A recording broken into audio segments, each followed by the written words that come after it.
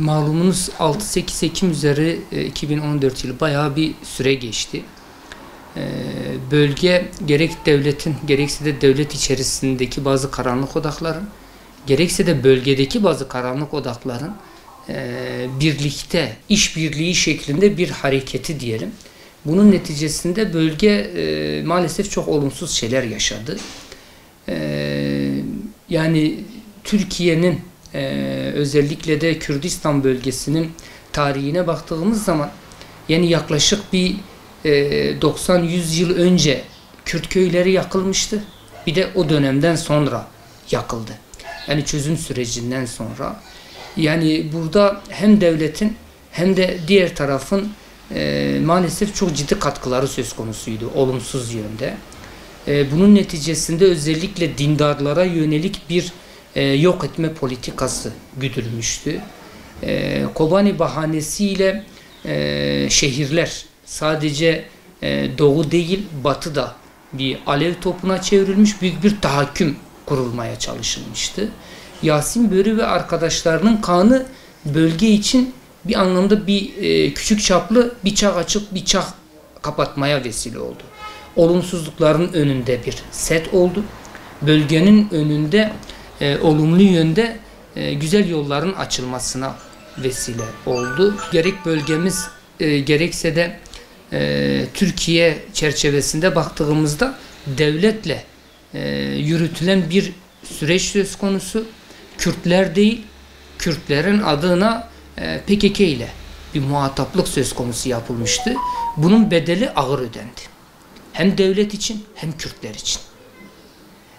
Gerek PKK cenahında gerekse de devlet içerisindeki bazı erkler, bazı karanlık odaklar bu bölgeyi yani Orta Doğu projesi çerçevesinde bazı planların uygulamasını ortaya koymuşlardı. Bunun neticesinde de büyük bir kalkışma yaptılar. Devlet de buna göz yumdu. O zaman hükümet yetkilileri özellikle askeriye içerisinde çok ciddi bir şekilde yol açıldı. Fakat Yasin Börü ve arkadaşlarının kanı birçok şeye engel oldu. Birçok plan ve programın değişmesine sebep oldu. Bu yönüyle kan berekettir. Allah için yaşayan ve Allah için atılan adımlarda ortaya çıkan kan hani şehadet dediğimiz bir çiçek misali buralar için yani yeni bir sayfanın açılmasına sebep oldu. Dindarlar bir öcü olarak gösteriliyordu. 90'lı yıllardan beri büyük bir asimilasyon dindarlara yönelik vardı. İnsanların hepsi de din dışı olan PKK'ye ve ona bağlı kurumlara yönlendiriliyordu. Bunun neticesinde de insanlar PKK'ye ve devletin karanlık görünen boyutuna bir yönlendirme vardı. 6-8 Ekim bu açıdan kıymetlidir. Gerek PKK gerekse de ona destek veren ulusal ve uluslararası güçler gerekse de devlet içerisindeki bazı erkilerin yıkılışına, kaybedişine ve asıl zulüm ve öcü dediğimiz konumda onların olduğunu, dindarların ise barış taraftarı ve barış için nasıl hareket etmeleri edildiğini ortaya koyan bir dönüm noktası oldu. Bunun yanında barışı kullanıp ölümü bölge insanına ve dindarlara reva görenlerin de gerçek yüzünü ortaya çıkardı. Yani bu açıdan kıymetli bir dönüm noktasıydı. Ama baktığımız zaman biz o zaman gerek o olaylar neticesinde yaralanan, hayatını kaybeden ve çeşitli maddi ve manevi zararlara uğrayan insanların genelde 3 tane talebi olduğunu görmüştük. Bunlardan birincisi fiilen bu olayı yapanların cezalandırılması istenilmişti. Bunlar kısmen yapıldı. Her ölüm ve yaralamadan dolayı ceza yiyenler oldu. Bazılarının daha da yargılamaları devam ediyor. İstinafta ve Yargıtay aşamasında hatta Ankara'daki ağır ceza mahkemelerinde devam edenler de var. Büyük bir kısmı cezalandırıldı. İkincisi bu insanları sokağa döküp bu olaylara sebep olan yani azmettiren sıfatında bulunan insanlar maalesef bunlara bir şey yapılmadı. Kobani davası diye anılan davada Ankara 22. Ağır Ceza Mahkemesi'nde devam eden istinafa karar verilip istinafa giden dosyada 4 hususta yargılama yapıldı. Biri de 6-8 Ekim olaylarını azmettirmen diye, ama yargılamalarda maalesef istenilen durum karar olarak da ortaya konulmadı. Üçüncüsü ise devlet erki içerisinde bu olayların çıkmasına sebep olan, göz yuman, birlikte çalışanlara yönelik bir adım. Maalesef o hiç atılmadı. Bu olayların müsebbibi, ölümlerin sebebi olan, katkısı olan devlet içerisine sinmiş bazı karanlık unsurları devlet maalesef bir adım atmadı. Azmettirenlerde kısmen bir adım oldu. Fiilen katılanların ise önemli bir kısmı cezasını yedi. Bir kısmı firar, bir kısmı devam ediyor. Yani böyle süreçleri yaşadık. Yaklaşık 11 yıl geçti. 11 yılın geçmesine rağmen maalesef istenilen bir sonuç hukuk olarak ya da devletin yargı erki olarak ortaya istenilen sonuç konulmadı. Ama toplumsal olarak baktığımızda ciddi sonuçlar oldu. PKK'nın gerçek yüzünü batıda, doğuda herkes gördü. Bu açıdan kıymetli bir durumdu.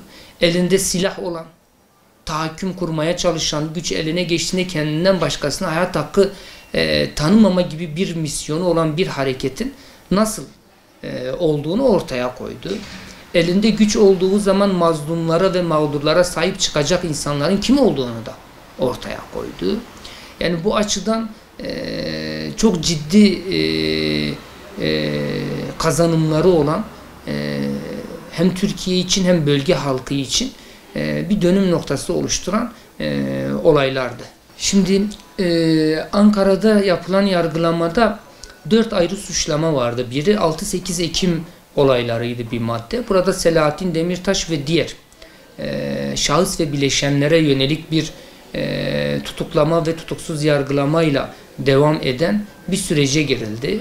Bazı dosyalardan ayrı kendisine ceza verilmişti. Burada onlar kesinleşti, onların yatarını falan devam etti. Bu dosyadan ceza yedi. Ama azmettirme 6-8 Ekim'den dolayı bir cezası olmadı. Dosya kapsamında yediği cezadan dolayı tutukluluğu devam ediyor. Şu an istinafta. Daha bunun Yargıtay aşaması da var. Şimdi yeni bir süreç söz konusu. Bu süreçte arka kapılarda bazı pazarlıklar olur mu? Bunun neticesinde tahliye olur mu? Bunu bilmem. Normalde hukuk işlediğinde çoktan bu yargılamanın da bitmesi lazımdı.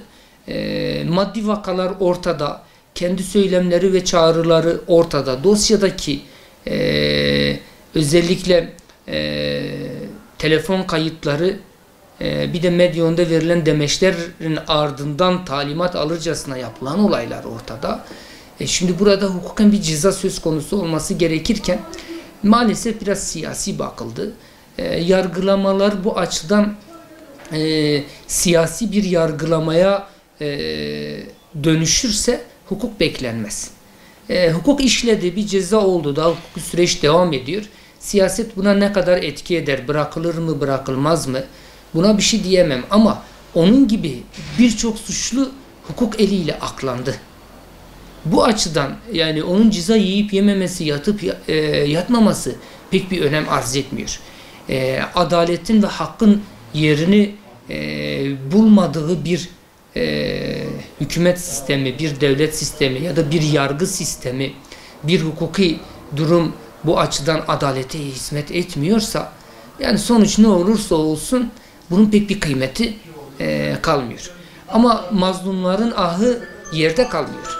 Yani bunu görmek lazım. Allah'ın adil diye bir sıfatı var.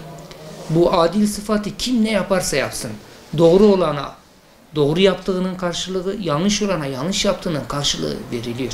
Bu yönüyle yargı sistemleri ilahi adaleti görerek adalete olması gereken adalete göre adım attığında sorunların büyük bir kısmının çözüldüğünü görüyoruz. Şimdi ben açık söyleyeyim. Elinde büyük imkanlar ve güç olan bir hareket tarzındaydı. Partisi, belediyesi, işte dağda silahlı kadrosu vesaire. Bunlar hep beraber birlikten 6-8 Ekim olaylarını yaptılar. siyasetiyle dağdaki adamıyla beraber yaptılar. Çok ciddi şeylere sebep oldular. Vuran da, vurulan da, ölen de, öldüren de Kürt. Kürtlere zarardan başka bir şey getirmedi. Yanlış yaptıklarını çok iyi biliyorlar. Ama vizyon ve misyon olarak, ideolojik olarak dinden ve din düşmanlığı özellikle yönetim kadrosunda öyle bir seviyeye gelmiş ki, yani bir dindar olduğu için bir insandan bırakın özür dilemeyi, onu insan yerine koymama söz konusu. Olaylara baktığımızda çok ciddi maddi ve manevi zararlara sebep oldular. Yaralanmalara ve ölümlere sebep oldular. Bunları tek tek ziyaret edip hakkınızı helal edin demekten, özellikle bir siyasetle uğraşan kişiler açısından olması gereken bir şeydi. Ama bu bizim için büyüklüğümüzü küçültür gibi bir düşünceleri var gibime geliyor. Yani kibir ve büyüklük, diğerlerini hakir ve küçük görme. Bu açıdan yani bunu yapmadılar. 11 yıl geçti, bir öz eleştirileri olmadı. Bizim çavremiz üzerine bu olay oldu, gidip bir kapı çalalım, yaralı ve ölenlerin ailelerinden istemeden de olsa oldu, hakkınızı helal edin, özür diliyoruz olması gerekendi. Bir insandan veyahut da bir toplum hareketinden veyahut da bir siyaset kurumundan olması gereken, beklenen budur. Ama maalesef bunu yapmadılar. Bunu hiç görmedik. Yani aileler onlara kapılarını açar mıydı, o ayrı bir mesele. Onların özrünü kabul eder miydi, o ayrı bir mesele. Fakat bunu yapmadılar yani maalesef. Şimdi yargılamalarda sanık olarak yargılananların hepsinin özel avukatı vardı. Bu avukatların bir kısmı Selahattin Demirtaş'ın da avukatlığını yapıyordu. Ya da Abdullah Öcalan'ın bürosu var, avukat bürosu diye İstanbul'da alınan, onlarla çalışan kişilerdiler. Gerek Diyarbakır'da gerektirse de ve Ankara'da tutulan avukatlara bakıyoruz. HDP'nin yanında yer alan ve onlarla yürüyen insanlardı. Hepsi değil. Ekseriyeti böyleydi. Dolayısıyla üstü kapalı olarak HDP katillere bu anlamda sahip çıktı. Bunu bir borç olarak bildi. Ama mazlumlara ve katledilenlerin ise bu anlamda karşısında durdu. Hani özür diyordunuz ya biraz önce. Bu şekilde hareket eden insanların özür aklına gelmez. İşte onları kaybettiren, onları bir toplum hareketinden çıkartan, Kürtlerin kalbinden, özellikle dindar Kürtlerin kalbinden çıkmalarının, yer almamalarının en büyük sebeplerinden biri bu tür bakış tarzlarıdır, yaşam tarzlarıdır. Onlardan beklenilen, bir insan olarak beklenilen vardır. Bir de olması gereken beklenilen vardır. Biz insanı geçtik, olması gerekenin tam tersi yargılama esnasında diğer cenahın yanında, yani sanıkların yanında. Oysa ki sen bir toplum hareketisin, öldürülenler de Kürttür. Ben bir parti olarak ya da bir toplum hareketi olarak ya da bizi temsil eden bazıları da gelsin yargılamalarda bu ölen ailelerin ya da yaralananların yanında duralım, görünelim en azından. Ama bunu yapmadılar. Fakat sanık tarafında çok rahat bir şekilde maalesef görüldüler.